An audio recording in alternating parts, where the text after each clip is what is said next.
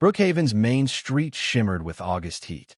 At 2:43 p.m., Sofia Delgado, 7 months pregnant, trudged home with a bag of diapers in one hand and a carton of milk in the other. Her back ached, her swollen feet burned, but she kept walking, thinking only of the cool, quiet apartment she was minutes away from. Then a voice, sharp, cold, cut through the heavy stillness. "Hey you, pregnant black woman. Stop right there."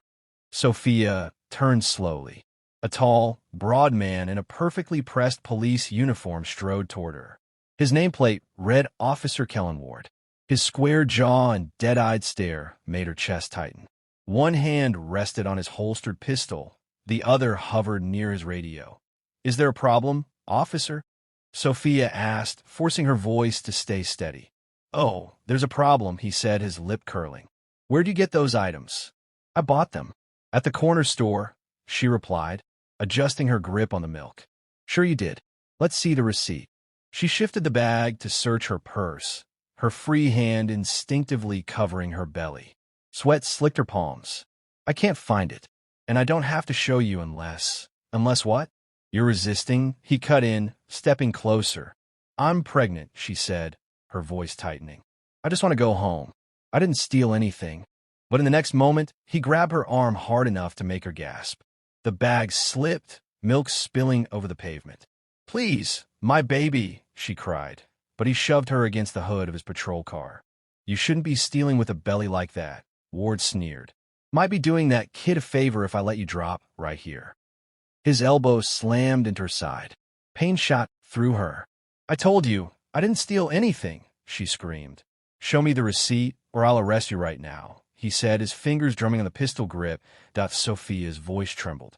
"We can go back to the store. Check the cameras. Please, don't make me laugh. You people always have an excuse," he said, leaning in until she could smell his stale cigarette breath. "You're all the same. A drain on the system." Her fear flared into anger. "What did you just call me? A parasite. Walking around like the world owes you something," he spat. Sofia clenched her jaw, fighting tears. "So you're arresting me for buying diapers?" "I'm arresting you because I feel like it," he said, twisting her arm behind her back until she cried out. "Should have kept your mouth shut." A sudden stab of pain made her double over. Ward's grip only tightened. "One more move, and I put a bullet in that belly," he whispered, her breath caught.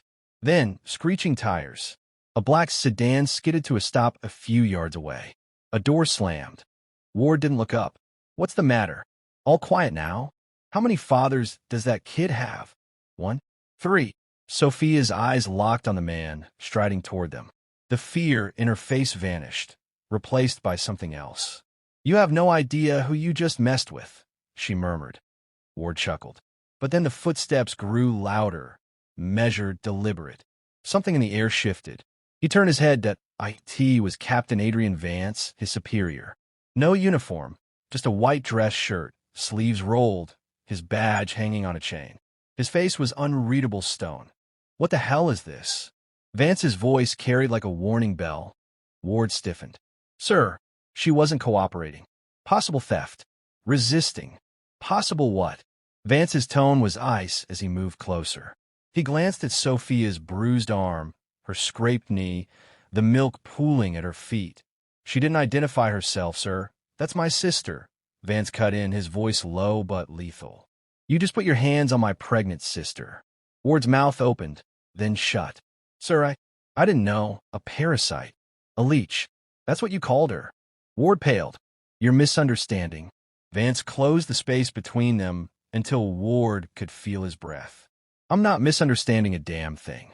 For a moment, the street went silent except for the hum of cicadas. Ward's hand twitched toward his radio, but Vance's stare froze him. Sofia shifted against the car, breathing hard, her mind racing. She'd seen this look in her brother's eyes only once before, and the man on the receiving end hadn't walked away unscathed. Vance's voice dropped to a whisper only Ward could hear. "You had no idea how badly you just screwed up." Ward swallowed, his gaze flicking toward the sedan, as if realizing for the first time there were others inside.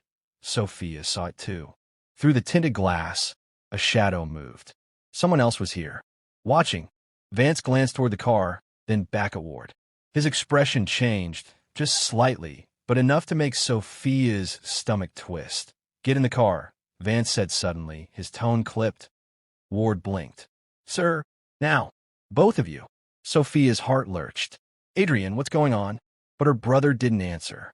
He just looked at her, really looked, and she realized there was something in his eyes she hadn't expected. Not just anger, something darker. The back door of the black sedan opened. A man in a charcoal suit stepped out, his face hidden in shadow. He spoke quietly, but the words carried. "Is this her?" Vance's jaw tightened. Sophia froze. Ward looked between them, confusion giving way to something like fear. "Yeah," Vance said finally. "This is her." The man in the suit smiled, slow, deliberate. "Good. Then let's go." Sophia's pulse thundered in her ears. Her brother's hand was firm, but not gentle as he guided her toward the black sedan. "Adrian, what is this? Who is that man?" she demanded, resisting just enough to force him to meet her eyes. "Get in the car," he repeated, his voice low. "It's not safe to talk here." Ward, still rattled, obeyed without a word, sliding into the back seat opposite her. The man in the charcoal suit stepped aside, letting them in, then shut the door himself before walking around to the driver's seat. The interior was ice-cold, smelling faintly of leather and cologne. Sophia's mind spun. This wasn't how her brother usually operated, especially not after seeing her assaulted. "Adrian, tell me now." "Not here," he cut her off. His eyes darted to the driver, then to Ward. "Both of you, keep quiet." The sedan eased into motion, leaving Main Street behind. Through the tinted glass, Sophia caught glimpses of Brookhaven flashing past, familiar streets giving way to an unfamiliar industrial area on the outskirts of town. Ward cleared his throat. "Sir, I don't understand. Are we under arrest?" The driver's voice was calm, but carried weight. "No, you're here because you've been noticed." Sophia stiffened. "Noticed by who?" The man glanced at her in the rearview mirror. His eyes were a pale, piercing gray. "People who deal in problems. And today, you became one, both of you." Her stomach tightened. She turned to her brother. "Adrian, what is this man talking about?" Vance's jaw was set, but his voice was softer now. "Sophia, the guy who stopped you?" "Ward. He's been on our radar for months. Complaints, excessive force, targeting certain people. But I didn't expect you to be the one he went after." "That doesn't explain why I'm in this car," she shot back. The driver's lips curved into a faint smile. "Because now you're leverage." A cold shiver ran down her spine. "Leverage for what?" He didn't answer. Instead, the sedan slowed, pulling into a gated warehouse yard. The heavy steel gates rolled shut behind them with a mechanical groan. Inside, the space was dimly lit, the air tinged with oil and metal. Several men stood near a table, their faces obscured in shadow. The driver cut the engine and stepped out. Adrian turned to her. "Stay close to me." She wanted to believe him, but his grip on her elbow felt less like protection and more like possession. Ward muttered, "What is this place?" One of the shadowed men spoke, his voice low but commanding. "Bring them here." Adrian led Sophia forward. The man in the suit placed a single folder on the table and opened it. Inside were photographs, grainy surveillance shots of Ward, of Adrian, and of Sophia walking down Main Street that afternoon. She stared at the images, her throat going dry. "Why are there pictures of me?" The man's gray eyes met hers. "Because, Ms. Delgado, you've just stepped into something much bigger than a traffic stop. And whether you walk out of here alive depends entirely on the choice you make next."